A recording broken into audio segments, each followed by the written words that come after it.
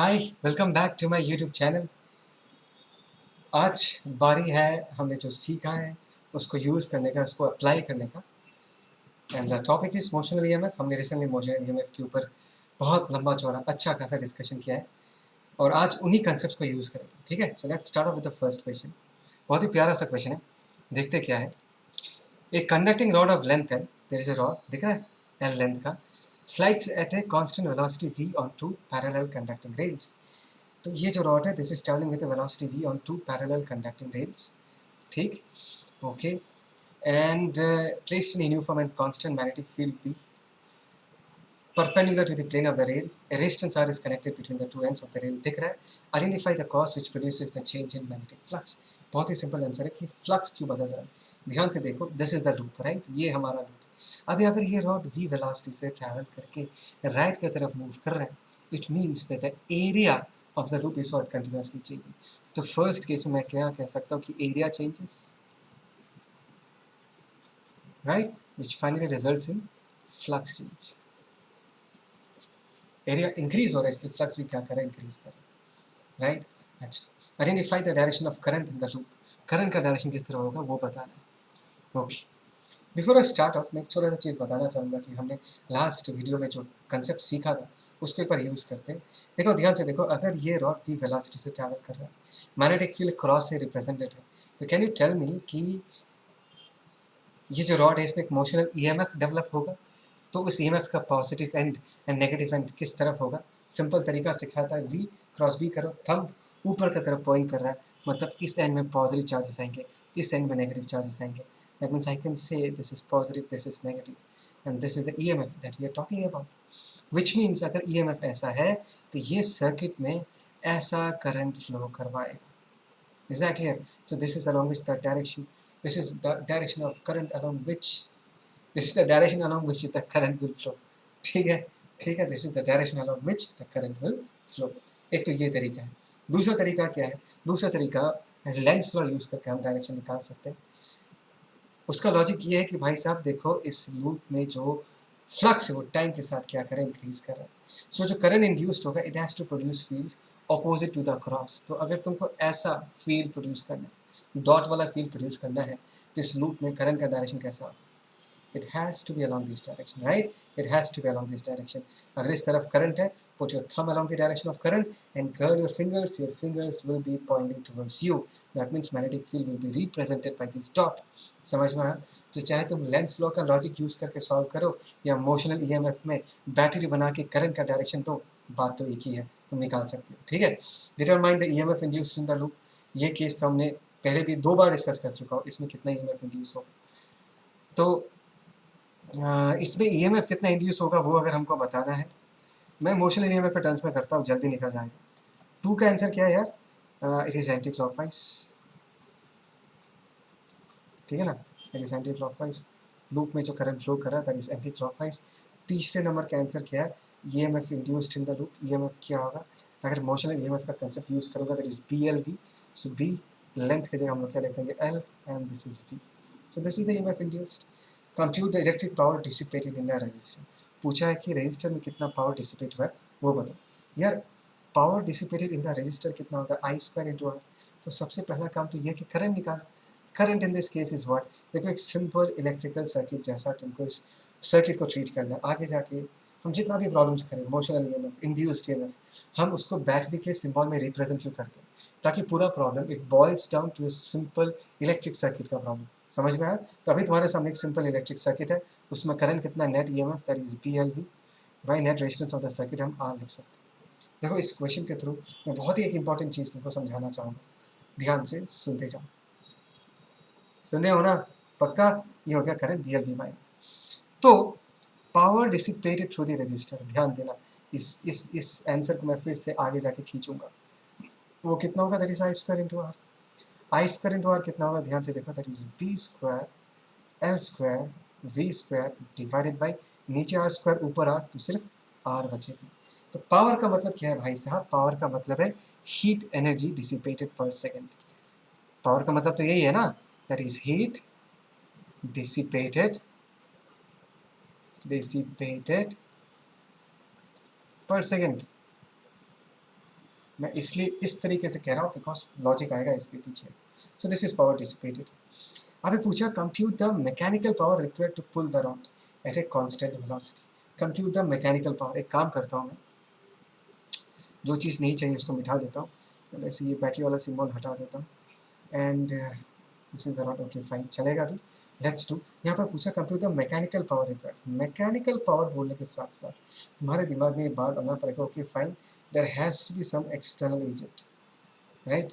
There has to be some external agent which is applying the force. Now how come इस कहानी में एक external agent आ रहा है? देखो इस कहानी को ध्यान से सुनो. Slides at a constant velocity of v लिखा है. मतलब ये जो v है ये कांस्टेंट है, ये चेंज नहीं हो रहा. एक बार इस सिचुएशन को एनालाइज करते हैं. एक बार इस वायर पी क्यू को देखो. वायर पी क्यू दिख रहा है? ये जो वायर पी क्यू है इसके थ्रू पॉजिटिव चार्जेस फ्लो कर रहे हैं बिकॉज करंट इस तरफ है, तो पॉजिटिव चार्जेस भी इस तरफ फ्लो कर रहे हैं because current is basically the flow positive charges. इस तरीके से डिस्कस करते हैं. पॉजिटिव चार्जेस इस तरफ फ्लो कर रहे हैं and that too in the presence of magnetic field. That means you are looking at a group of positive charges जो कि magnetic field के अंदर क्या कर रहा है, मूव कर रहा है, right? And what did we learn? हमने क्या सीखा? हमें ये सीखा है कि मैग्नेटिक फील्ड में अगर चार्जेस मूव करते हैं उसमें फोर्स लगेगा, मैग्नेटिक फोर्स लगेगा. एंड इन दिस केस उसी आइडिया से हमने ये भी सीखा था कि अगर तुम्हारे पास कोई करंट कैरिंग वायर है, let us talk about the wire P Q. ध्यान से सुनना. Wire P Q which is carrying a current in the presence of magnetic field will also thereby experience a force. याद है ये चीज मैंने सिखाया था तुमको मैग्नेटिज्म में. Current carrying wire in the presence of magnetic field experience force. तो यहाँ पर वायर पी क्यू, ध्यान से सुनना, wire P Q which is actually carrying current, which is actually carrying current, will experience, ध्यान से सुनना, will experience magnetic force, है ना? और इस फोर्स का एक्सप्रेशन क्या है? Magnetic force. हमने क्या सीखा? That is I L B. कुछ चमका, कुछ आया दिमाग में? आई एल बी कितना बार यूज किया? I L B. तो ध्यान से देखो, देखो अगर इस तरफ करंट फ्लो कर रहा है, इनफैक्ट इसका फॉर्मूला क्या था? इनफैक्ट इसका फॉर्मूला ऐसा था, into L vector cross B vector. ठीक है ना? ये था formula. And L and B के बीच एंगल कितना है? 90 डिग्री. तो मैंने डायरेक्टली आई एल बी लिख दिया. तो what is the direction of force? इस फोर्स का डायरेक्शन हम कैसे निकालेंगे? एल क्रॉस बी करो. L vector is around the direction of current. Magnetic field screen के अंदर पॉइंट कर रहा है, तो एल क्रॉस बी करोगे तो थंब इस तरफ पॉइंट कर रहा है. तो ध्यान से देखो, ये जो फोर्स है एफ बी, मैग्नेटिक फोर्स ऐसा लग रहा है. Is that clear? Basically magnetic force F B is opposite to velocity. ध्यान से सुनो, एफ बी जो है it is opposite to velocity.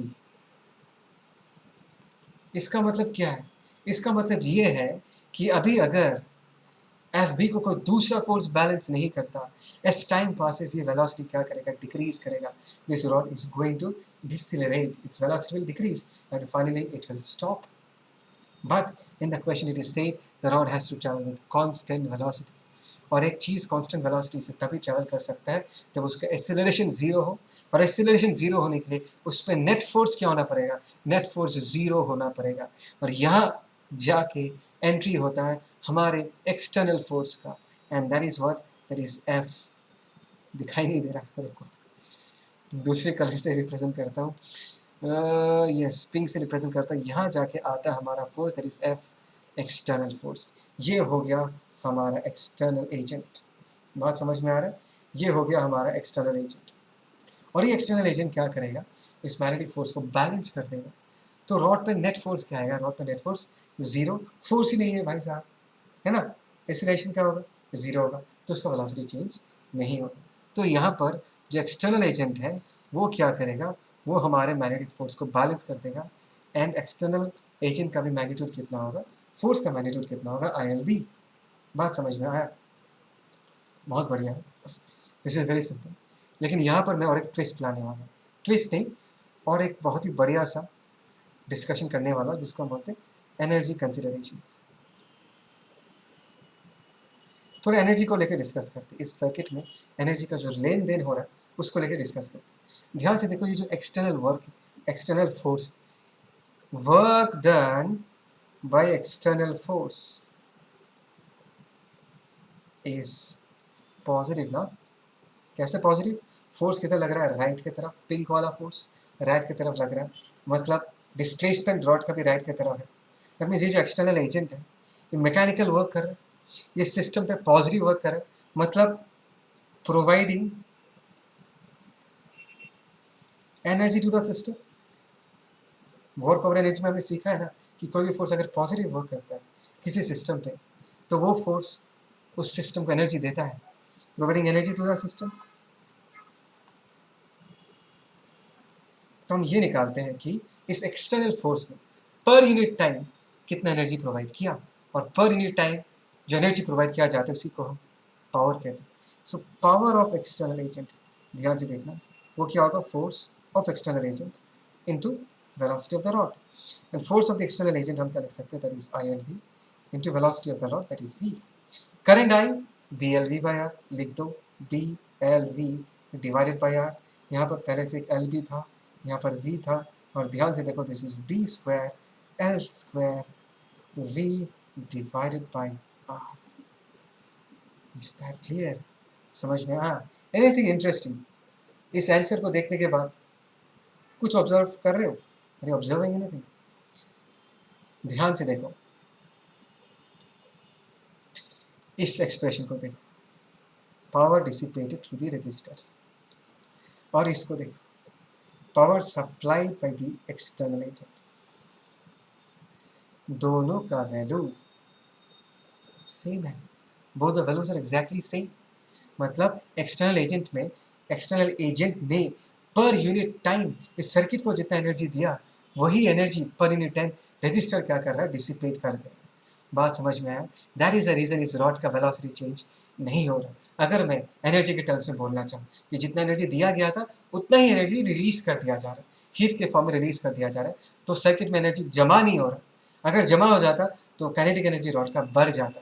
That is the reason rod का वेलोसिटी बदल नहीं रहा। तो बेसिकली यहाँ पर जो कन्वर्शन हो रहा है, मैकेनिकल वर्क हो रहा है, एक्सटर्नल एजेंट काम कर रहा है, तो वो सबसे पहले मैकेनिकल एनर्जी प्रोवाइड कर रहा है, राइट? सबसे पहले मैकेनिकल एनर्जी प्रोवाइड किया।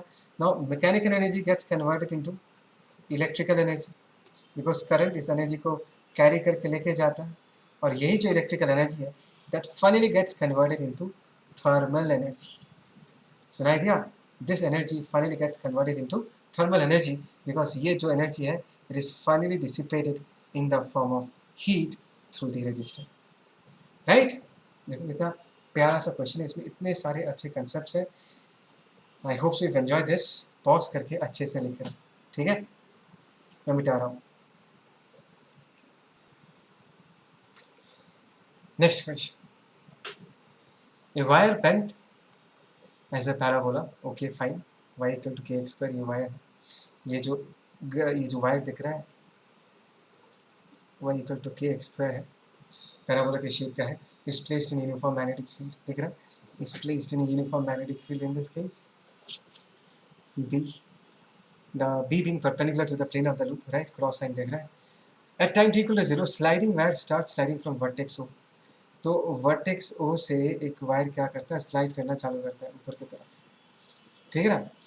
विद ए कांस्टेंट एक्सेलरेशन है, ए एक्सेलरेशन से ऊपर जा रहा है, वर्टेक्स से चालू कर रहा है, ठीक है? Find the EMF induced in the loop. अभी find the EMF induced in the loop पूछा है, तो कब निकालना है? तो लेट अस से एट टाइम टी टाइम के बाद कितना इस लूप में ईएमएफ इंड्यूस होगा वो बताना। So try to understand, initially वो जो रॉड था वो यहाँ पर था, राइट? अभी ये रॉड ट्रैवल करके यहाँ तक पहुँचता है, तो ये जो डिस्टेंस है, ये जो डिस्टेंस है, this is the distance travelled along y direction, and along y direction जो मोशन हुआ है this is an accelerated motion. बात समझ में आए? तो सबसे पहले हम ये निकाल लेते हैं कि जो ये रॉड है इसने टी टाइम में यहाँ पहुँचा, टी इक्वल टू 0 पे उसने यहाँ से अपना जर्नी चालू किया था, तो टी टाइम में जब ये पहुँचा तो वाई का वैल्यू क्या? हम कौन सा फॉर्मूला यूज़ करेंगे? We shall use the formula s y is equal to u y into t plus half a y into t square, because this is the case of uniformly accelerated motion.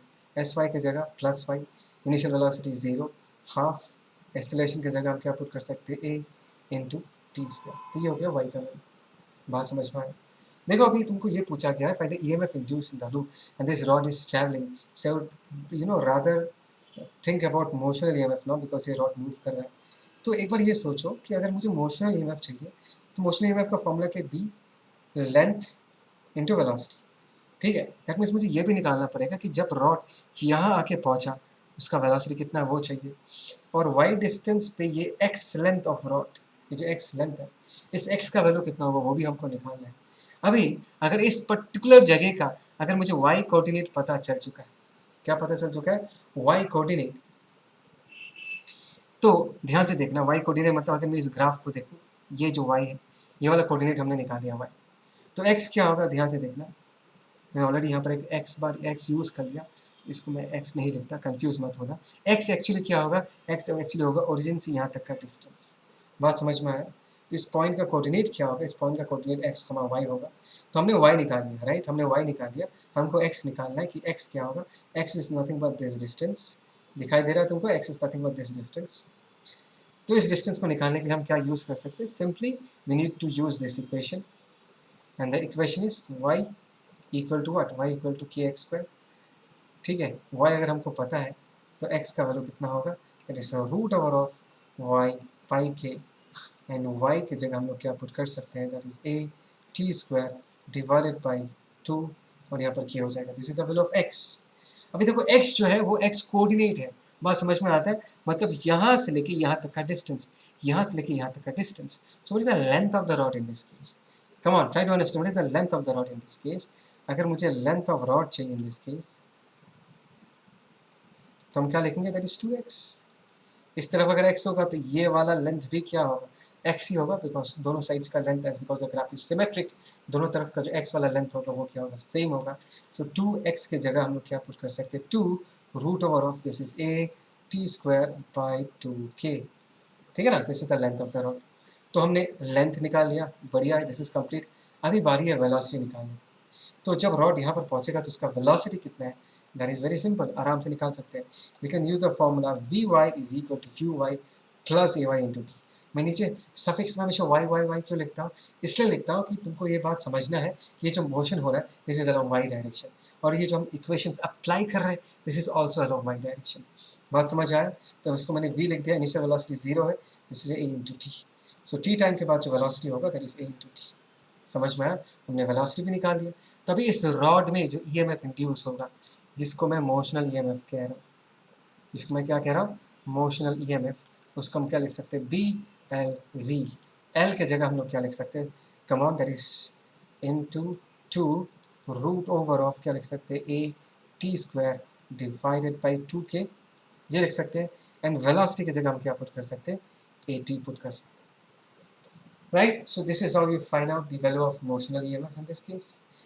अभी बहुत लोग ये सोच रहे होंगे कि sir क्या चीज़, क्या यहाँ पर हम बेसिकली इंड्यूस्ड ईएमएफ के कंसेप्ट से इस प्रॉब्लम को सॉल्व कर पाए। मैं तुमको बता रहा हूँ, मैं तुमको आइडिया दे दूंगा कैसे करना है। फिलहाल इसको पॉज करके लिखो क्योंकि मैं ये मिटा दूंगा। पॉज करो, लिखो, ओके फाइन। अभी इन दिस केस अगर तुमको इंड्यूस्ड ईएमएफ के फॉर्म में निकालना है, इस प्रॉब्लम को सॉल्व करना है, तो सबसे पहले ये एरिया निकालना पड़ेगा। तो एरिया निकालने के लिए तुमको क्या करना है, ट्राई टू अंडरस्टैंड। एक छोटा सा स्ट्रिप लेना पड़ेगा at a height of y, और इसका थिकनेस कितना होगा, इसका थिकनेस होगा डी वाई। बात समझ में आया? तो वाई हाइट पे ध्यान से देना, ये जो लेंथ है, ये जो लेंथ है, ये वाला जो length, this is x, right. Length of this much portion of strip is what, x. तो ये जो छोटा सा स्ट्रिप तुमको दिख रहा है, इसका एरिया कितना होगा, दिस इज डी है, that is length into breadth. Length के जगह हम क्या लिख देंगे, 2x, is that clear. And breadth की जगह हम लोग क्या लिख देंगे, डी वाई लिख देंगे। तो अभी अगर मुझे फ्लक्स निकालना है तो मुझे सबसे पहले टोटल एरिया निकालना पड़ेगा, इज दैट क्लियर। अभी एरिया निकालने के लिए इंटीग्रेट करना पड़ेगा।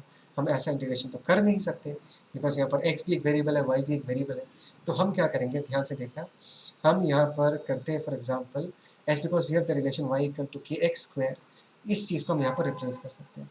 2x की जगह हम लोग क्या लिख सकते हैं, root over of y by k into d y. तो यहाँ पर 2 बाई रूट के बाहर आ जाएगा, इंटीग्रेशन क्या होगा, y to the power half into dy। बात समझ में आया? Is that clear? Let us say this height finally जहाँ पर जाके पहुँचेगी y नॉट। जब ये इंटीग्रेट करोगे तो जीरो से लेकर कहाँ तक इंटीग्रेट करोगे, y नॉट तक इंटीग्रेट करोगे, तुमको टोटल एरिया पता चल जाएगा। मैं करूँगा नहीं, तुम लोग करोगे इसके बाद। एरिया पता चल गया तो फ्लक्स कितना होगा in this case, b into इस एरिया के साथ मल्टीप्लाई कर देना। बात समझ में आया? Is that clear? पक्का? एंड उसके बाद ध्यान से देखना, बी इंटू एरिया जो है वो मल्टीप्लाई कर देना, और जो एरिया है this is basically function of y. एक काम करना, यहाँ पर वाई नॉट मत लिखना, बिकॉज ये जो वाई का वैल्यू है वो चेंज हो रहा है। तो यहाँ पर तुम इंटीग्रेट जब करोगे 0 टू वाई तक ही करना, मतलब वाई तक पहुँचने के बाद कितना फ्लक्स क्रिएट होता है। बात समझ में आया? पक्का? एंड वाई को तुम कैसे लिख सकते हो, ध्यान से देना। इन दिस केस वाई को तुम क्या लिख सकते हो, हमने जस्ट नाउ लिखा था y is the displacement along y direction, half a into t square लिख सकते हो, है ना? अच्छा चलो मैं कर ही देता हूँ, फिर कंफ्यूजन हो जाएगा तुम लोगों को। इसको अगर मैं अभी इंटीग्रेट करूँ तो क्या आएगा, this is 2 by root over of K and this is y half plus 1 divided by half plus 1, ठीक है ना? और इसका लिमिट्स क्या होगा, 0 to Y.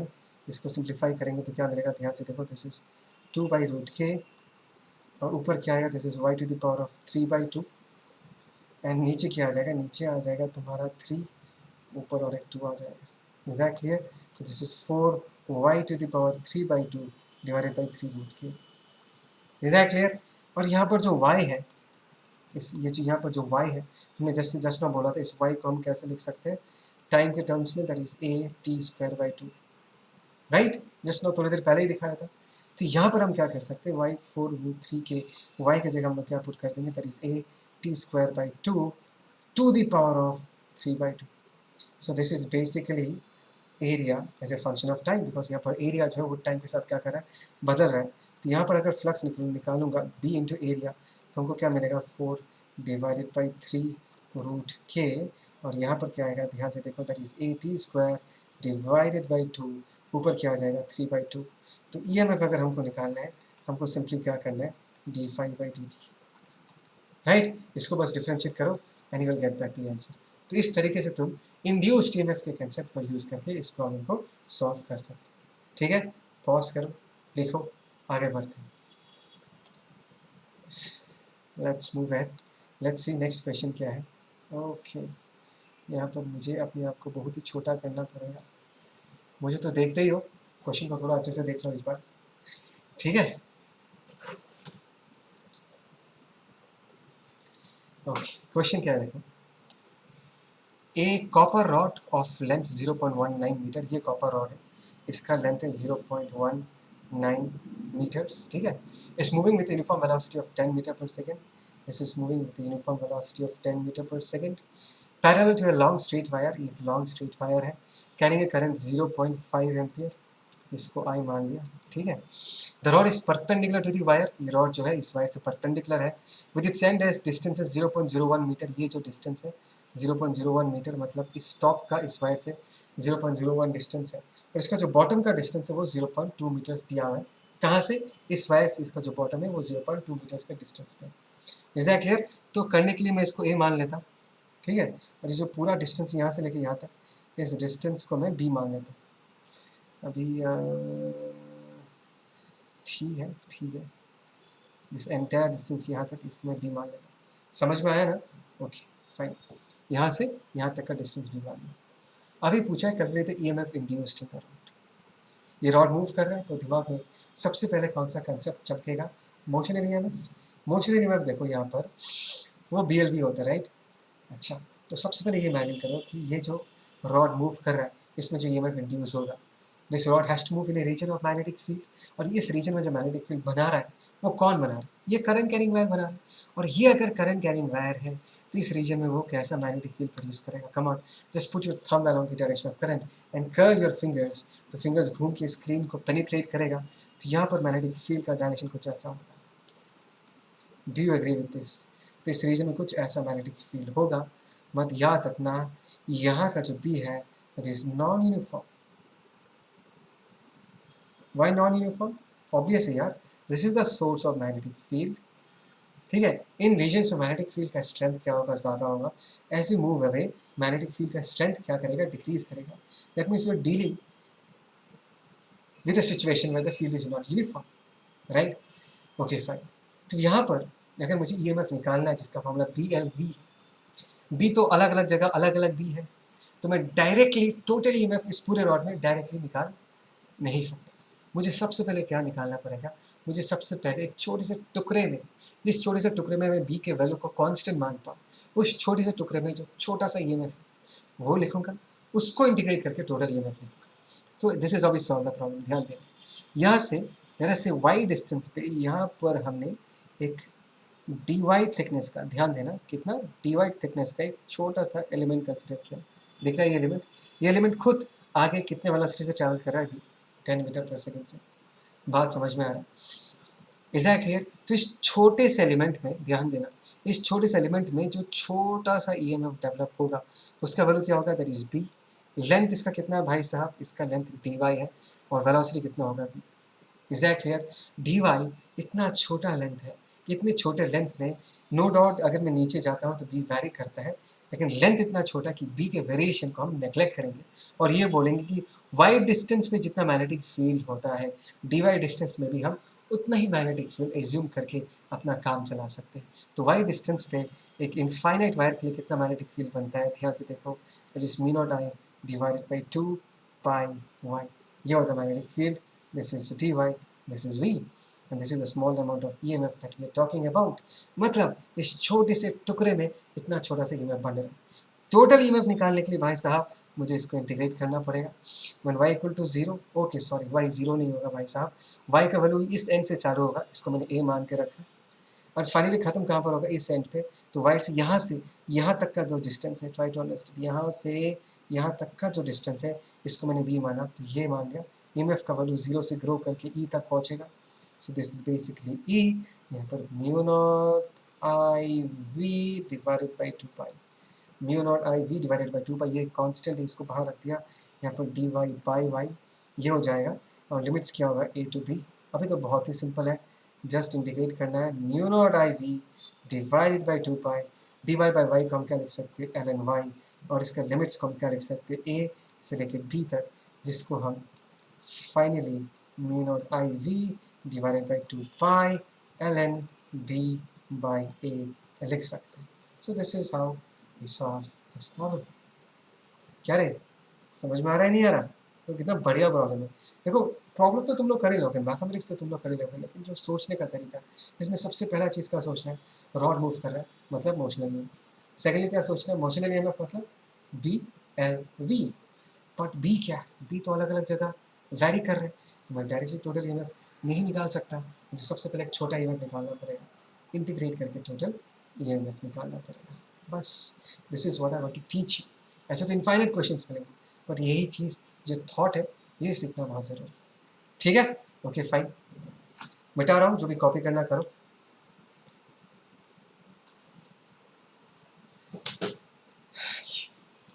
Okay, now this question is about a rod of length L, there is a rod of length L and mass m, ठीक है, इसका मास m दिया है, is released from rest on 2 parallel rails kept on a vertical plane। मतलब ये जो पूरा setup है ना, एक वर्टिकल प्लेन में रखा गया है, ठीक है। तो अगर मैं उस रॉड को छोड़ दूँ तो वो क्या करेगा, नीचे जाना चालू करेगा, mg के पुल के कारण नीचे की तरफ जाना चालू करेगा। और ये पूरा जो सेटअप है रेजिस्टर के साथ कनेक्टेड है, there is uniform magnetic field B, एक यूनिफॉर्म मैग्नेटिक फील्ड B है, directed into the plane of the loop, find the maximum velocity acquired by the loop, नहीं होगा sorry, find the maximum velocity acquired by the rod, मतलब ये जो rod है उसके पास फाइनली कितना मैक्सिमम वेलोसिटी आएगा वो निकालने के लिए कहा गया है, ठीक है। अच्छा, so my first question to all of you, rod जाएगा नीचे तो क्यों जाएगा, सिंपल से आंसर है सर, रॉड है वर्टिकल प्लेन में है तो mg जो होगा, mg क्या करेगा, रॉड को नीचे की तरफ पुल करेगा, right. So mg is basically pulling the rod in the downward direction. Fine, तो जब मैंने इसको रिलीज किया था, when it was released, mg तो हमेशा लगेगा, रिलीज करने के साथ साथ इसका इनिशियल वेलोसिटी क्या होगा, 0। But what will happen as time passes? As time passes, as mg is acting, this is a force, this rod will start accelerating around this direction। बात समझ में आ रहा है, ये जो रॉड है वो इस तरफ क्या करेगा, इस तरफ एक्सेलरेट करना चालू करेगा and it's velocity will keep on increasing. धीरे धीरे this rod will start gaining velocity around this direction. बात समझ में आया? एंड द मोमेंट इसका वेलोसिटी जीरो से बढ़ के एक फाइनाइट वैल्यू अचीव करना चालू करता है, तो ये जो रॉड है, इस रॉड में एक मोशनल ईएमएफ डेवलप होगा, बिकॉज दिस रॉड इज क्या, किस रीजन में मूव कर रहा है? This rod is actually moving in a region of magnetic field and a moving conductor will develop motional EMF. In this case अगर v इस direction में है, मैग्नेटिक फील्ड अगर इस डायरेक्शन में है, तो v क्रॉस b करूँगा तो थंब इस तरफ पॉइंट करता है, मतलब इस एंड में पॉजिटिव चार्ज, इस एंड में नेगेटिव चार्ज. और इसी चीज़ को अगर मैं बैटरी के फॉर्म में रिप्रेजेंट करना चाहूँ तो प्लस माइनस ऐसे करके रिप्रेजेंट कर सकता हूँ. This is plus, this is minus, this is the EMF E. सबको पता है कि ई का वैल्यू कितना होगा, that is B L V. बात समझ में आया? बट माइंड इट, ये जो वी है, this is changing, this will be changing, because as the rod goes down, as there is acceleration, the velocity will keep on increasing. But एक बात को समझो, as soon as हम यहाँ पर एक बैटरी बना देंगे, तो try to understand, इसके थ्रू करंट फ्लो करना चालू करेगा. ये जो लूप है, ये जो क्लोज लूप है, इस क्लोज लूप के थ्रू करंट फ्लो करना चालू करेगा, राइट? सो अगर करंट फ्लो करना चालू करेगा, ये जो तुमको रॉड दिख रहा है, now this rod is basically a current carrying conductor in the presence of magnetic field. बात समझ में आया मैंने क्या कहा? ये जो रॉड है, this is basically a current carrying conductor in the presence of magnetic field. And we know कि ये क्या एक्सपीरियंस करेगा, ये एक मैग्नेटिक फोर्स एक्सपीरियंस करेगा, given by the formula I into L cross B. So L cross B करूँगा तो thumb ऊपर की तरफ पॉइंट करा, तो इस पर जो मैग्नेटिक फोर्स लगेगा एफ बी, वो इस तरफ लगेगा. बात समझ में आया? तो एफ बी का वैल्यू कितना वो लिख लेते हैं, एफ बी जो है that is I L B, right? Okay, I की जगह net E M F that is B L V by resistance, और यहाँ पर एक बी एन एल पहले से था, तो B square L square v by R. So this is magnetic force. और ध्यान से देखो, यहाँ पर जो मैग्नेटिक फोर्स है that is directly proportional to velocity. वो वेलोसिटी पे डायरेक्टली प्रोपोर्शनल. बात समझ में आ रहा है? As velocity increases, magnetic force will also increase. Do you understand this? क्या तुमको ये बात समझ में आ रहा है कि वेलोसिटी इंक्रीज करेगा, मैग्नेटिक फोर्स भी इंक्रीज करेगा, जस्ट लाइक ड्रैग फोर्स. याद है ना, या स्टोक्स लॉ में जो हमने पढ़ा था, 6 पाई ईटा आर वी, वेलोसिटी पे डिपेंड करता है फोर्स. वेलोसिटी बढ़ेगा तो फोर्स भी बढ़ेगा. तो वैसा ही कुछ सिनेरियो यहाँ पर भी बन रहा है. अभी खुद सोच के देखो, इनिशियली जो है, इनिशियली इसका वेलोसिटी, रॉड का वेलोसिटी जब ये जस्ट मूव करना चालू करता है, तब इसका वेलोसिटी कम होता है, वेलोसिटी इज लेस. इनिशियली कहानी को समझो, इनिशियली वेलोसिटी जो है वो बहुत कम होता है. वेलोसिटी अगर बहुत कम है तो डेफिनेटली एफ भी क्या होगा, बहुत कम होगा. तो इनिशियली अगर वेलोसिटी बहुत कम है तो एम जी का वैल्यू एफ बी से क्या होगा, ज़्यादा होगा. Which means the rod accelerates downwards. बहुत बढ़िया कहानी है, ध्यान से सुनो. अगर एम जी का वैल्यू एम बी से ज़्यादा है तो रॉड जो है नीचे की तरफ एक्सीलरेट कर, right? Because is a net downward pull m g minus m B. अभी सोचो, खुद सोच के देखो कि अगर रॉड नीचे की तरफ एक्सेलरेट करेगा, एक्सेलरेशन मतलब उसका वेलोसिटी इंक्रीज करेगा, so velocity is increasing, velocity is increasing. If velocity increases, magnetic force will also increase. बात समझ में आया? So rod accelerates downward, velocity increases. किसका? रॉड का. अगर रॉड का वेलोसिटी इंक्रीज करेगा तो मैग्नेटिक फोर्स एफ बी का वैल्यू भी क्या करेगा, इंक्रीज करेगा, because F B directly velocity पे डिपेंडेंट है. बात समझ में आ रहा है? So what can I say about acceleration? Acceleration is going to decrease with time. ध्यान से सुनना, मैं जो कह रहा हूँ बहुत ही इंपॉर्टेंट चीज़ कह रहा हूँ. जो एक्सेलरेशन है, it will decrease with time. भाई एम जी का वैल्यू तो कभी चेंज नहीं हो रहा ना, एम जी तो कांस्टेंट है, बट एफ बी जो है वो धीरे धीरे, ये जो एफ बी फोर्स है वो स्ट्रॉन्गर हो रहा है. तो रिजल्टेंट फोर्स डाउनवर्ड डायरेक्शन में क्या होगा, डिक्रीज होना चालू करेगा. फोर्स रिजल्टेंट अगर डिक्रीज करना चालू करेगा तो एक्सेलरेशन भी क्या होगा, डिक्रीज करना चालू करेगा. ऐसे होते होते होते एक वक्त आएगा कि वेलोसिटी इतना बढ़ चुका होगा कि मैग्नेटिक फोर्स इतना स्ट्रांग हो चुका होगा कि एम जी को बैलेंस कर देगा. Finally a time will come when F B will balance mg, which means acceleration of the rod in that case will be equal to 0 because rod के पास और कोई acceleration होगा नहीं क्योंकि उसके ऊपर net force क्या हो चुका है 0। acceleration 0 का मतलब क्या है velocity will not change now।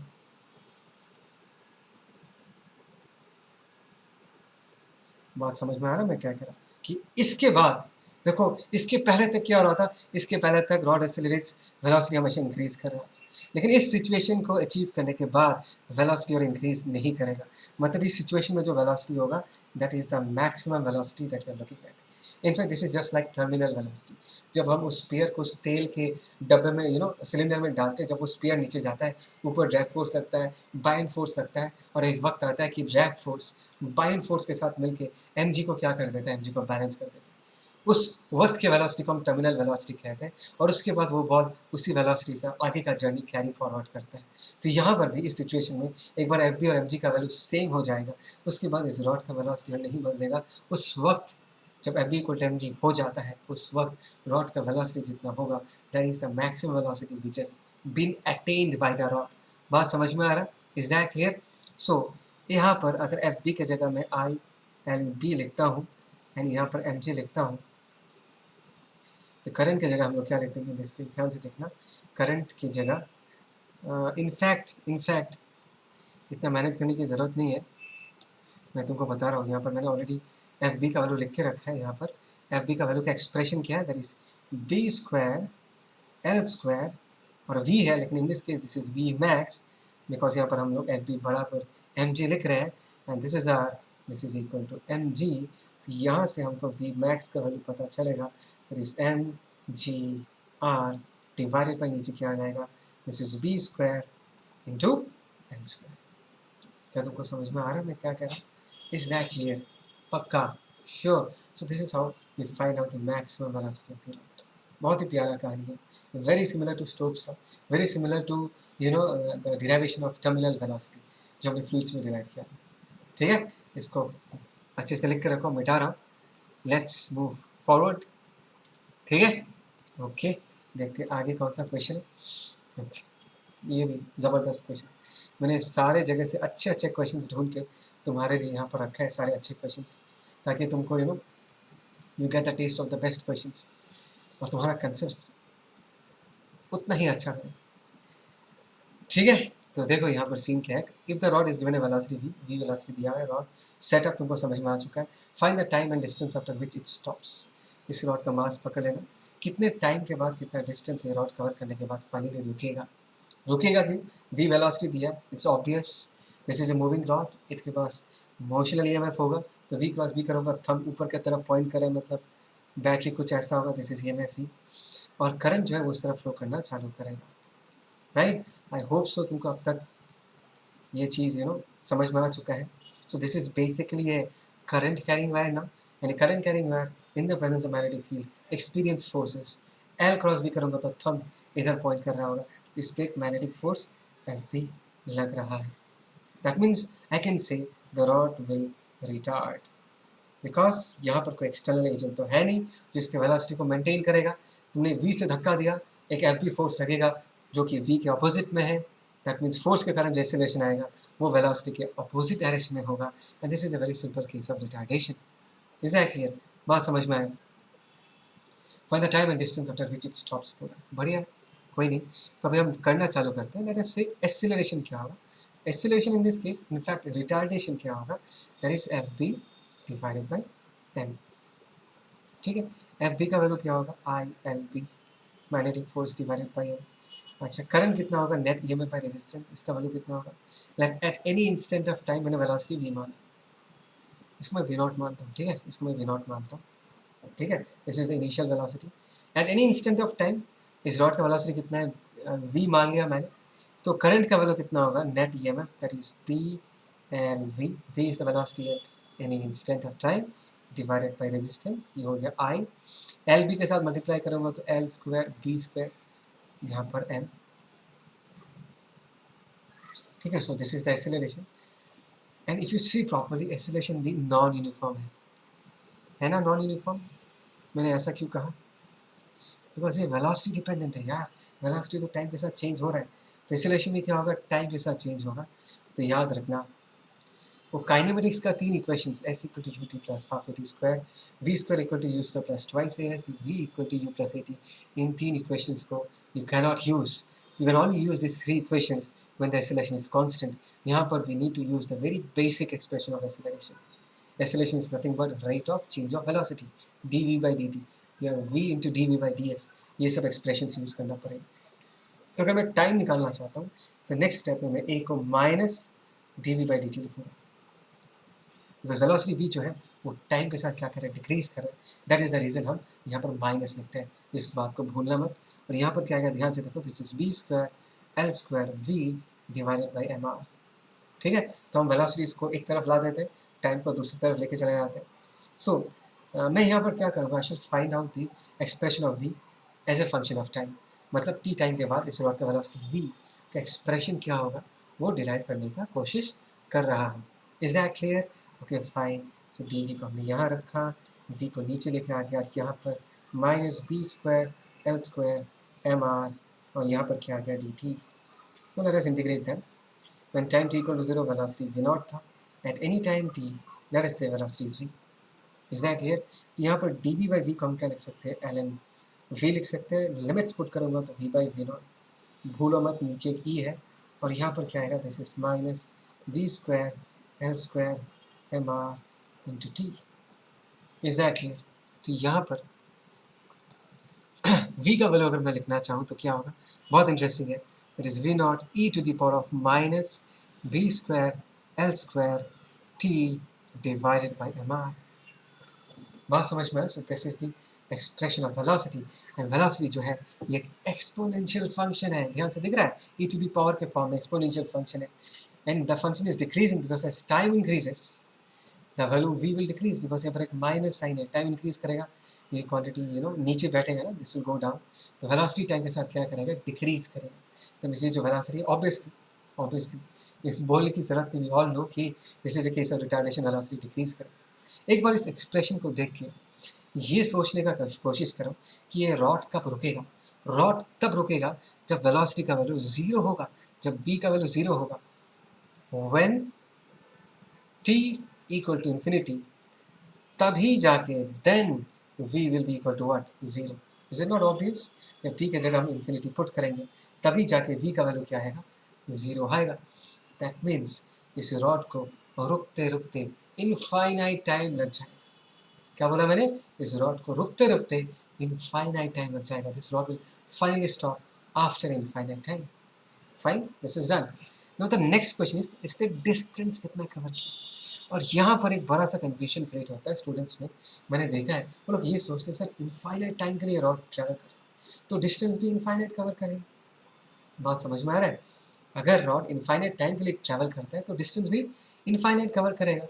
देखो ये जो सोच है ना, ये सोच गलत है, this is not correct, because distance एक ऑब्जेक्ट कितना कवर करेगा वो सिर्फ टाइम पे डिपेंड नहीं करता, उस पर स्पीड पे भी डिपेंड करता है, speed as well as time.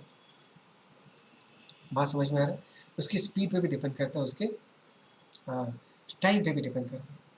अभी time even though is infinite, but if you see the speed is decreasing with time. Even though तुमने उसको बहुत टाइम दिया लेकिन वो इतना धीरे मूव कर रहा है कि फुल चांसेस है कि वो एक फाइनाइट डिस्टेंस कवर करे। क्या बोला मैंने? Come on, utter the word, क्या बोला मैंने? फाइनाइट डिस्टेंस कवर करे। तो देखते हैं, जब तक हम इसको कैलकुलेट करके नहीं निकालेंगे तब तक पता नहीं चलेगा कि क्या ये जो डिस्टेंस कवर करेगा ये फाइनाइट होगा या नहीं। तो फिर से हम इस एक्सप्रेशन को लेते हैं, a equal to let us say b square L square v by are m. अगर हम अभी इस बार डिस्प्लेसमेंट चाहिए तो a को हम लिख देंगे minus V D V by D X. ठीक है, ऐसा लिख देते हैं। और यहाँ पर क्या आएगा, this is B square L square V divided by R M.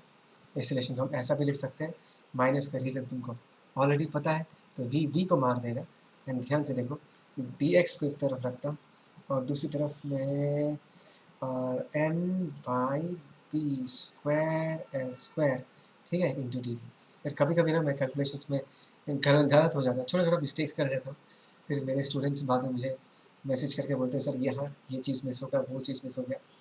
तो ठीक है, थोड़ा बहुत ऐसा प्रॉब्लम हो रहा है, थोड़ा मैनेज कर लेना, लेकिन आई डोंट थिंक सो कोई बड़ा मिस्टेक होगा, छोटा मोटा मिस्टेक होगा क्योंकि वीडियो बनाते वक्त ना थोड़ा सा कभी कभी डिस्ट्रैक्शन हो जाने से प्रॉब्लम क्रिएट होते हैं। सो थोड़ा कैलकुलेशंस को ध्यान से देखना। So d x is equal to in this case क्या होगा, r M B square L square into d v. ठीक है, सही लग रहा है मेरा इसको। मैं फिर integrate this, initially distance zero था, let's say x is the final distance, not final distance, let's say x is the distance after some time, जब उसका वेलोसिटी क्या हो गया, वी हो गया। मतलब यहाँ पर हम X as a function of V express करें, ये क्या होगा, this is X that is equal to R M divided by, हम क्या लिख सकते हैं, बी स्क्वायर एल स्क्वायर।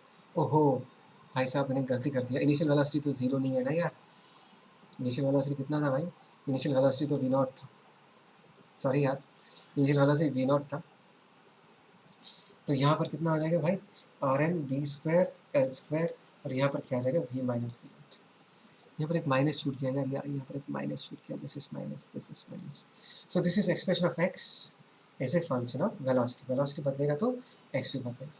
तो फाइनली कितना डिस्टेंस कवर करेंगे वो हम कैसे पता करेंगे, जब v ज़ीरो हो जाएगा फाइनली। तो अगर इस एक्सप्रेशन में मैं v के वैल्यू को ज़ीरो पुट करता हूँ तो x का वैल्यू क्या होगा, x when v is equal to zero, तो क्या मिलेगा मुझे, ध्यान से देखो, it is R M V naught minus minus plus हो जाएगा, डिवाइडेड बाई नीचे क्या आएगा, B square into L square. दिख रहा है, R M V naught divided by B square into L square, and this is the finite distance, right. And this was something which we were thinking about कि देखो भाई इसका velocity जो है वो एक्सपोनेंशियली डिक्रीज कर रहा है, मतलब इस टाइम पासेस वेलोसिटी बहुत कम हो जाएगा, इतना धीरे अगर मूव करेगा, इसको टाइम भी अगर बहुत ज़्यादा दोगे ये ज़्यादा डिस्टेंस कवर नहीं कर पाएगा, मतलब करेगा डिस्टेंस, बहुत डिस्टेंस कवर करेगा लेकिन इनफाइनाइट डिस्टेंस कवर नहीं कर पाएगा, it will cover a finite distance. और इसका आंसर क्या है, R M V naught B square into L square.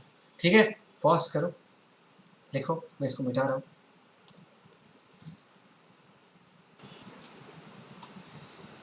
इस एपिसोड का यही लास्ट क्वेश्चन है, सारे कंसेप्ट दिखा दिए, ये भी एक बहुत बढ़िया क्वेश्चन है, जल्दी जल्दी कर लेते हैं। चलो देखो यहाँ पर ऐसा है कि सीन की एक सर्कुलर कंडक्टिंग लूप दिख रहा है, A C B D, of radius इसका रेडियस ए दिया हुआ है, एंड रेजिस्टेंस आर, इस पूरे लूप का जो टोटल रेजिस्टेंस है वो आर है। ठीक है, ध्यान देना, रेडियस ए है, sliding down a rail with a constant velocity V, constant velocity V से एक रेल, ये दिशा था रेल, इसके अक्रॉस गिर रहा है, there is a constant magnetic field B perpendicular to the plane of the ring, है तो दिखाई दे रहा है हमको, find the current in P Q में कितना करंट है वो पूछा गया।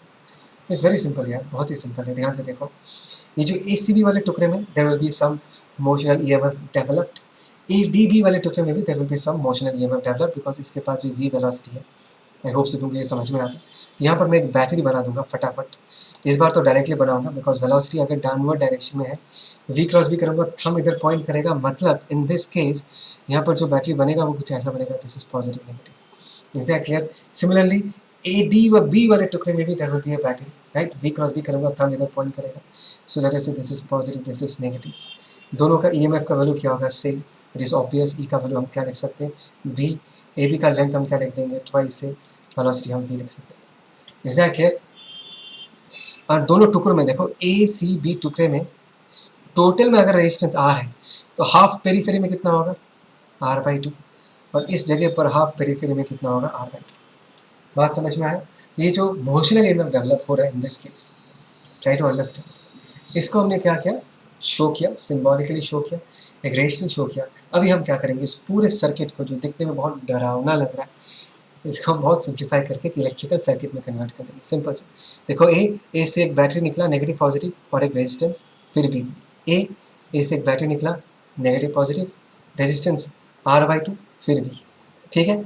ए से और एक बैटरी निकला नेगेटिव पॉजिटिव, ए से और एक बैटरी निकला नेगेटिव पॉजिटिव और एक रेजिस्टेंस R/2, फिर भी देखो बी के साथ कनेक्टेड है, तो इसका काम निपटा लिया, इसका काम निपटा लिया, और ए के साथ PQ भी कनेक्टेड है, ए और बी के साथ PQ भी कनेक्टेड है, तो PQ को हमने AB के साथ कनेक्ट कर दिया। अभी तुमको पूछा है भाई साहब इस PQ में करंट कितना है, ये तो सिंपल सा एक इलेक्ट्रिकल करंट का प्रॉब्लम है। हम क्या कर सकते हैं, इन दोनों बैटरीज को एक सिंगल बैटरी और एक सिंगल रेजिस्टेंस से रिप्लेस कर सकते हैं, कॉम्बिनेशन ऑफ सेंस, याद है ना यार। मुझे ये चीज़ बहुत डर लगता है यार, मैं हमेशा कहता हूँ कि फिजिक्स जो is basically series of events, तुमको पुराने टॉपिक्स पुराने लॉजिक्स को भी बहुत अच्छे से याद रखना पड़ेगा, नहीं तो क्वेश्चन नहीं कर पाओगे। यहाँ पर हम कॉम्बिनेशन ऑफ सेल्स अप्लाई करेंगे, ध्यान से देखो, दिस इज नेगेटिव पॉजिटिव, तो दोनों बैटरी को हटा के ई ही है, तो एक बैटरी आ जाएगा ई। अगर ये r/2 है तो ये कितना हो जाएगा r/4। समझ में है? कॉम्बिनेशन ऑफ सेल्स का फंडा है यहाँ पर। दिस इज PQ वाला वायर, राइट। तो PQ के थ्रू कितना करंट होगा बस निकाल लो, इट्स वेरी सिंपल। इसके थ्रू जो करंट होगा I, that is net EMF, that is E divided by resistance हम क्या लिखते हैं r/4। EMF E का वैल्यू हमने क्या लिख के रखा है देखो यहाँ पर 2BAV, it is 2BAV into 4 divided by R, और ये कितना हो जाएगा 8BAV डिवाइडेड बाई R। बात समझ में आया? So this is the current which is flowing through PQ। थोड़ी सा moral of the story, the moral of the story is that अगर तुमको कोई डरावना सर्किट दिखे EMI में, तुमको उसको एक सिंपल इलेक्ट्रिकल सर्किट में कन्वर्ट करना है। मोशनल EMF को बैटरी के फॉर्म में एक्सप्रेस करो, रेजिस्टेंस को ढंग से लिखो, एक नॉर्मल इलेक्ट्रिकल सर्किट में कन्वर्ट करके सॉल्व कर दो। Is that clear? पक्का? So done done done for today. Take care, अच्छे से पढ़ना, नोट बनाना। Let's meet in the next video एक नए टॉपिक के साथ, ठीक है?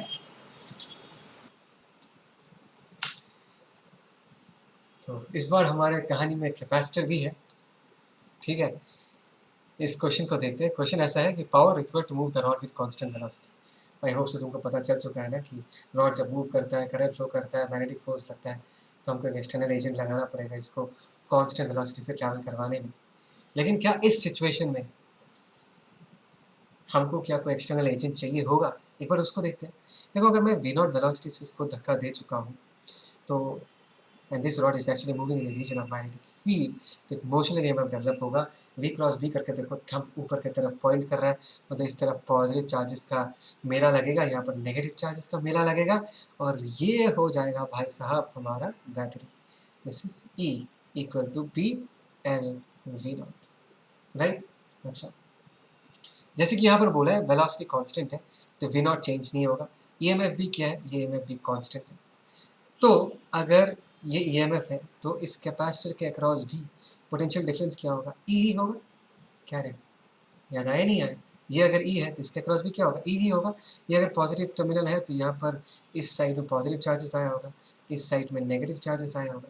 इसमें जो चार्ज है, this is plus Q, this is minus Q, तो चार्ज का वैल्यू, Q का वैल्यू कितना होगा? That is C into E in this case. E is the EMF, and this is also the potential difference across the plates of the capacitor. Is that clear? तो Q का value अगर हम देखें तो C into E के जगह हम लोग क्या लिख सकते हैं? BL/V0। भूलो मत, वेलोसिटी कांस्टेंट है तो EMF भी टाइम के साथ क्या रहेगा? कांस्टेंट ही रहेगा। EMF कांस्टेंट है तो चार्ज भी क्या है भाई साहब? Q का वैल्यू जो हमने लिखा है, दैट इज BL/C/V0। ये चार्ज भी क्या है? चलो दिमाग चलाओ, दिमाग चलाओ, ये चार्ज भी क्या है? कांस्टेंट है। That means the charge on the capacitor is not changing with time, is not changing with time. और इस कैपेसिटर प्लेट में अगर इस सर्किट में करंट होता तो कैपेसिटर प्लेट में चार्ज बदलता, बिकॉज तुम्हारे पास अगर एक कैपेसिटर सर्किट है, आइदर कैपेसिटर के पास चार्ज जा रहा होगा या कैपेसिटर से चार्ज आ रहा होगा। ऐसे होने से ही ना सर्किट में करंट होगा। बात समझ में आ रहा है मैं क्या कह रहा हूँ? यहाँ पर कैपेसिटर प्लेट में जो चार्ज है, प्लस Q माइनस Q जो है, वो तो बदल ही नहीं रहा, मतलब सर्किट में कोई करंट हो ही नहीं सकता। ये तो हम लॉजिकली कंक्लूड कर सकते हैं। फिर भी अगर करंट तुमको लिखना है dQ/dt, and as because Q एक कांस्टेंट, इसको अगर डिफ्रेंशिएट करूँगा, इसका आंसर क्या आएगा? 0। ये भी इस पॉइंट को जस्टिफाई करता है कि भाई साहब इस सर्किट में कोई करंट होगा ही नहीं। बात समझ में आया? If there is no current, इस रॉड में जो मैग्नेटिक फोर्स लग रहा है, मैग्नेटिक फोर्स ऑन रॉड, उसका फॉर्मूला क्या है? ILB। अगर भाई साहब करंट ही 0 है तो फोर्स भी क्या होगा? 0 होगा। दैट मीन्स इस रॉड पे कोई मैग्नेटिक फोर्स नहीं लग रहा। There is no magnetic force acting on the rod, तो रॉड को रिचार्ज करने वाला, स्लो डाउन करने वाला कोई फोर्स नहीं है। तो इस रॉड को कांस्टेंट वेलोसिटी से चलाने के लिए हमको कोई एक्सटर्नल एजेंट का हेल्प नहीं चाहिए। एक बार धक्का दे दो और ये रॉड V0 वेलोसिटी से अपना मोशन करता रहेगा, करता रहेगा और करता रहेगा। ठीक, सिंपल, क्रिस्प। ठीक है, कॉपी करो, आगे बढ़ते। लेट्स सी नेक्स्ट हमारे लिए कौन सा क्वेश्चन रखा गया है। ओके फाइन, इसमें तो कैपेसिटर भी है, रेजिस्टर भी है, और हमने लास्ट जो क्वेश्चन सीखा था उसको फिर से यूज करना पड़ेगा। Force required to move the rod with constant velocity. Same question है विद ट्विस्ट। यहाँ पर कैपेसिटर भी है और रेजिस्टर भी है। V क्रॉस B करो, यहाँ पर पॉजिटिव चार्ज का मेला लगेगा, नेगेटिव चार्ज का मेला लगेगा, मतलब this is the battery, this is E, this is B L V naught, ये कभी चेंज नहीं होगा। तो यहाँ पर this capacitor is fully charge, this is plus Q, this is minus Q. इस सर्किट में कोई करंट नहीं होगा, लेकिन डेफिनेटली इस सर्किट में तो करंट फ्लो करेगा। दिस इज़ रेजिस्टर, तो करंट यहाँ से आई, इसके थ्रू आई, इसके थ्रू आई, इसके थ्रू आई, ऐसा फ्लो करेगा। करंट आई का वैल्यू कितना होगा? It is B L V naught divided by R. This is the current flow through the circuit. इस रॉड के थ्रू भी वही करंट फ्लो कर रहा है, और अगर हमको इस रॉड को इस कांस्टेंट वेलोसिटी से ट्रैवल करवाना है तो मुझे एक एक्सटर्नल एजेंट लगाना पड़ेगा, बिकॉज इस रॉड पे अभी magnetic force is not equal to zero. Magnetic force लगेगा, किस तरफ लगेगा? एल क्रॉसेस बी, थंब इस तरफ पॉइंट कर रहा है लेफ्ट की तरफ, तो यहाँ पर एक मैग्नेटिक फोर्स एफ बी लग रहा है, और इस एफ बी को मारने के लिए मुझे इस तरफ एक एक्सटर्नल एजेंट का फोर्स लगाना पड़ेगा। बात समझ में आया? बस हो गया सॉल्व। तो यहाँ पर हम एफ बी बराबर एक्सटर्नल एजेंट का फोर्स, एफ बी को हम क्या लिख सकते हैं? That is I L b. I का वैल्यू हम यहाँ से पुट कर सकते हैं, और यहाँ पर क्या आएगा? This is B square L square we naught divided by R. और ये चला गया मेरे रूम का लाइट, लेकिन मैं तो दिखाई दे रहा हूँ ना, इनफैक्ट बेटर दिखाई दे रहा हूँ। ठीक है, okay fine. So that is I L b, i की जगह ठीक लिखा है ना, b square L square we naught by r. ठीक है, so this is the external force required to make the rod move with constant velocity. ठीक है, ये एफ एक्सटर्नल इस एफ बी को बैलेंस कर देगा, and the rod will continue to move with the same velocity. ठीक है, पक्का? पॉज करते हैं, कॉपी करो जल्दी जल्दी जल्दी जल्दी।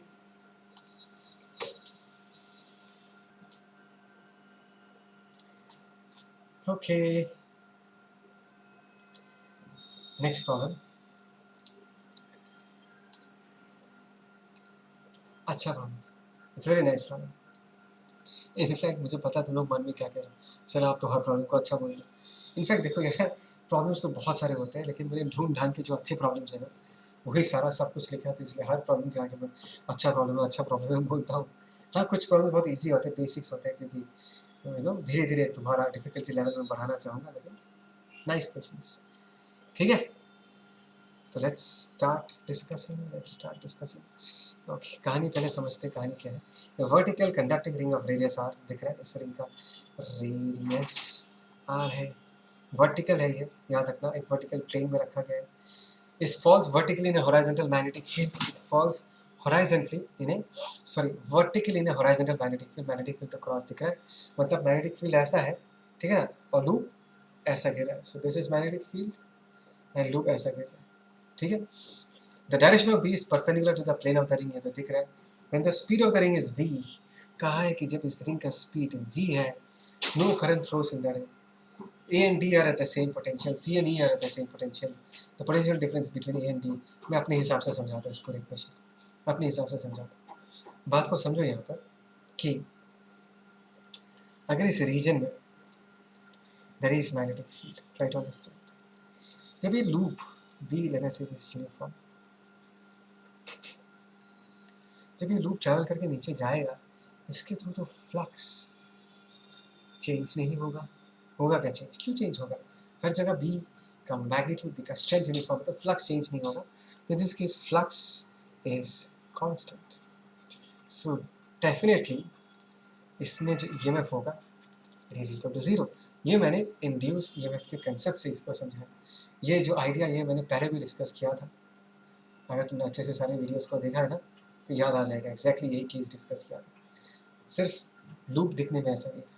ठीक है, तो definitely there will be no EMF, if there is no EMF so there is no current in the loop. और मैंने तुमको ये भी सिखाया था, टोटल ईएमएफ जीरो हो सकता है, बट डज इट मीन कि किसी भी दो पॉइंट्स के बीच पोटेंशियल डिफरेंस भी जीरो होगा? That is something which you need to understand. ये जो लूप को देखो ध्यान से, यहाँ पर A and D are the same potential पूछा है, तो हमको देखना है कि ए एंड डी के बीच क्या कोई मोशनल ईएमएफ वाला बैटरी आ रहा है, बिकॉज इस पूरे कहानी को मैं मोशनल ईएमएफ के टर्म्स में भी बोल सकता हूँ। ठीक है, अभी मैं मोशनल ईएमएफ के टर्म्स में फिर से बताता हूँ। अभी मैं इस चीज़ को, इस लूप को ऐसे लूप नहीं देख रहा, मुझे यहाँ पर दो सेमी सर्कुलर वायर्स दिख रहा है, एक सेमी सर्कुलर वायर ऐसा है, इज दैट क्लियर? और दूसरा सेमी सर्कुलर वायर ऐसा है, this is A C D, and ये वाला क्या है, ए ई डी। अब वो अलग बात है कि इन दोनों को अगर मैं कंबाइन कर दूँ तो मुझे लूप मिल जाएगा, लेकिन मैं अभी लूप के टर्म से बात करना नहीं चाहूँगा, मैं मोशनल ईएमएफ के टर्म से बात करना चाहूँगा, तो मैं तोड़ तोड़ के एनालाइज करूँ। तो ये जो वायर का टुकड़ा है ए सी डी, ये v वेलोसिटी से इस तरफ ट्रैवल कर रहा है, ये टुकड़ा भी v वेलोसिटी से इधर ट्रैवल कर रहा है, तो इसमें ईएमएफ जो डेवलप होगा उसका पोलैरिटी कैसे होगा, v cross b, come on v cross b करोगे, थंब इधर पॉइंट करेगा, इधर पॉजिटिव का जमावट, इधर नेगेटिव का जमावट, एंड यू कैन इजीली से इन दिस केस जो बैटरी बनेगा, इन दिस केस यहाँ पर पॉजिटिव, यहाँ पर नेगेटिव बनेगा, दिस इज। सिमिलरली अगर इस रॉड में मैं एक मोशनल ईएमएफ को सिंबॉलिकली रिप्रेजेंट करना चाहूँगा, v क्रॉस b करूँगा, थंब इधर पॉइंट करेगा, so this is positive, this is negative, this is e. E का वैल्यू कितना होगा, ध्यान से देखते हैं, that is b। Effective length of ACD is AD, right, AD को हम क्या लिख सकते हैं, 2r, एंड वेलोसिटी जो है वो क्या है, वो इस AD के क्या है, परपेंडिकुलर। मैंने हमेशा कहा था कि हमको सिर्फ परपेंडिकुलर वेलोसिटी ही कंसिडर करना है, तो यहाँ पर भी हमने सिर्फ v को ही कंसिडर किया, because it is already perpendicular to L effective, ये पढ़ाया था मैंने, ठीक है ना। ओके, बढ़िया है, इसको मिटा देता हूँ। सो दिस इज द ईएमएफ। दूसरे वाले का ईएमएफ भी इतना ही होगा, सेम आर्क लेंथ है, ट्वाइस आर है, वेलोसिटी भी है, दूसरे वाले का भी ईएमएफ ये होगा। अभी अगर ये क्वेश्चन पूछा जाता है कि क्या ए and D will be at the same potential, definitely नहीं होगा, बीच में एक बैटरी है। तो अगर मैं लिखना चाहूँ, दिस इज वी ए, इस तरफ जाऊँगा, negative to positive plus E, that is equal to what, V D. In fact, the potential difference between the points Vd minus Va is equal to E. Similarly, अगर मैं इसके through यहाँ से भी तुम A to D ही जाओगे तो तुमको यही एक्सप्रेशन मिलेगा। So definitely यहाँ पर जो A and D है, are the same potential, ये गलत है। No current flows in the ring, ये सही है। पूछा कि C and E are the same potential or not? C and E, ये हो गया C, ये हो गया E, are they the same potential or not? तो इसको भी एनालाइज करने के लिए मैं इस लूप को तोड़ूंगा, लेकिन इस बार अलग तरीके से तोड़ूंगा। इस बार सी एन ई अगर पूछा गया तो एक टुकड़ा ऐसे मानूंगा और दूसरा टुकड़ा ऐसा मानूंगा।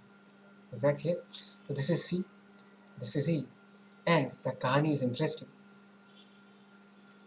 This is C, this is D, this is E, the velocity something like this.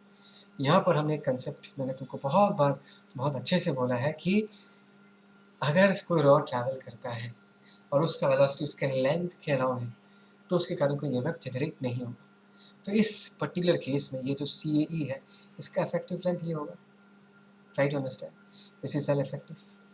L effective अगर इस तरफ है, वेलोसिटी भी तो लेंथ के अलावा ही है। तो मैंने क्या सिखाया था कि वेलोसिटी अगर लेंथ के अलावा है तो ऐसे वेलोसिटी के कारण इस रॉड में कोई ईएमएफ डेवलप नहीं होगा, तो इसमें नो ईएमएफ विल डेवलप। बात समझ में आया? इस सी ए ई सेक्शन में कोई ईएमएफ डेवलप नहीं होगा। C and E both of them will be at the same potential, बीच में कोई बैटरी नहीं आएगा। फिर से कह रहा हूँ, यहाँ पर velocity and L effective there along the same line. Is that clear? तो इसलिए कोई ईएमएफ डेवलप नहीं होगा। That means C and E are at the same potential. This is the correct option. The potential difference between A and D is 2BrV। Yes, A and D 2BrV। And D is it higher potential? Yes, D देखो यहाँ पर positive है, ए पे negative है, तो definitely D is at higher potential. तो option D भी एक करेक्ट ऑप्शन है। बहुत प्यारा सा प्रॉब्लम है, बहुत सही प्रॉब्लम है, बहुत बेसिक्स को हिट करता है, अच्छे से समझना, लिख के रख, ठीक है? ओके, पॉज करो, लिखो, लेट्स मूव अहेड, आगे बढ़े। Let's see the next question. Okay, अभी तो ये सब सिंपल हो जाएगा, बहुत सिंपल हो जाएगा, जल्दी जल्दी निपटाते हैं। देखो क्या है कहानी है इसमें। कहानी ऐसा है कि two conducting rings P and Q, दो कंडक्टिंग रिंग दिख रहा है, और radii R and 2r, R and 2r भी दिख रहा है, rotate uniformly in opposite directions, एक इधर जा रहा है, एक इधर जा रहा है, with centre of mass velocities 2v and v, एक का 2v है, एक का v है वेलोसिटीज, ठीक है। एक रिंग इधर जा रहा है रोल करके, एक रिंग इधर जा रहा है ऑन ए कंडक्टिंग सरफेस। ये जो सरफेस है ये कंडक्टिंग सरफेस है, PSQ, this is a conducting surface. There is a uniform magnetic field of magnitude B, देखो this is magnetic field perpendicular to the plane of the rings. The potential difference between the highest points of the two rings, तो let us say this is the highest point, this is the highest point, let us say इसका नाम P दिया, इसका नाम Q दिया। इन दोनों points के बीच पोटेंशियल डिफरेंस अगर हमको निकालना है तो मुझे सबसे पहले P2, अजय भाई साहब P तो ऑलरेडी दे दिया, इसको R देता हूँ। R to P जाना पड़ेगा, R फिर P to S जाना पड़ेगा, फिर ऐसे घूम के यहाँ तक पहुँचना पड़ेगा। मतलब पोटेंशियल लिखते लिखते जाना है। बात समझ में आया? तो इस तरीके से मैं R से लेके Q तक पहुँच पाऊँगा और पोटेंशियल डिफरेंस लिख पाऊँगा। ठीक है, तो इस क्वेश्चन को कैसे करना है, कोई नहीं, बहुत ही आसान है। हमने इसी कंसेप्ट को जस्ट नाउ डिस्कस किया था। अभी ये जो टुकड़ा है, ये टुकड़ा, यहाँ पर कोई एक इमोशनल EMF क्रिएट होगा। ध्यान से देखो, if this is RP, this entire टुकड़ा, RP वाला टुकड़ा, ध्यान से देखो, दिस एंटायर टुकड़ा is travelling around this direction with velocity of 2v, right. और मैग्नेटिक फील्ड ऐसा है, तो अगर ये वेलोसिटी है, ये अगर मैग्नेटिक फील्ड है, तो V क्रॉस B करके देखो, थंब ऊपर की तरफ पॉइंट कर रहा है, मतलब R वाला will be at a higher potential, P वाला will be at a lower potential, and that means यहाँ पर अगर मैं एक बैटरी बनाना चाहूँ तो ऐसे बैटरी बना सकता हूँ। This is E1 for example, ठीक है। और यहाँ पर जो E1 का वैल्यू होगा, यहाँ पर लिख के रखता हूँ, वो क्या होगा, B L effective in this case क्या है, R पूरा ये लेंथ होगा L effective, that is 2R, and velocity की जगह हम लोग क्या लिख सकते हैं, 2v, simple, it is 2 to the 4, 4BVR। तो यहाँ पर हमने बैटरी बना ली, यहाँ पर तो कोई बैटरी नहीं आएगा, लेकिन इसमें फिर से आएगा। देखो ये जो टुकड़ा है, सेकंड केस को ध्यान से देखो, सेकंड केस में ये हो गया बड़ा वाला टुकड़ा, late us say this is Q। अरे भाई साहब यार, इसमें Q नहीं लिख सकते, सॉरी यार, मुझे यहाँ पर S लिखना पड़ेगा, बिकॉज Q नीचे ऑलरेडी लिखा हुआ है। मैं यहाँ पर S लिखता हूँ, ठीक है, this is S and Q, ध्यान से देखो। और ये पूरा सेगमेंट इस तरफ V वेलोसिटी से ट्रैवल कर रहा है, this is the direction of magnetic field. V cross B करूँगा, थंब नीचे की तरफ पॉइंट करेगा, that means this will be positive, this will be negative. यहाँ पर भी मैं बैटरी बना सकता हूँ इन दिस केस, एंड बैटरी का सिंबल क्या होगा, in this case this is positive, this is negative, right. So this is positive, this is negative, this is E2 in this case, right. Okay, तो ये हो गया हमारा E2। E2 का value हम क्या लिख सकते हैं, सेम B L effective, मतलब बेसिकली ये वाला लाइन है ना, और कितना होगा 2R, 2R कितना होगा 4R, 4R, और उसका वेलोसिटी कितना है V। यहाँ पर भी हम क्या लिख देंगे, 4PVR, बस डन। अभी हमको R से चालू करना है, P तक पहुँच के S क्रॉस करके Q, Q to S जाना, बस। इन दिस केस लेट अस से R पॉइंट का पोटेंशियल हमने VR मान लिया। अगर हम इस तरफ आते हैं, positive to negative, higher to lower potential, potential क्या करेगा भाई साहब, बोलो रे, डिक्रीज करेगा, -E1। फिर मैं यहाँ आया, कोई पोटेंशियल चेंज नहीं, पोटेंशियल चेंज नहीं, पोटेंशियल चेंज नहीं, फिर हम यहाँ पर पहुँचा, positive to negative, potential higher to lower गिरेगा, तो मैंने फिर से -E2 लिख दिया, and finally we reach the point S, so this is equal to what, VS।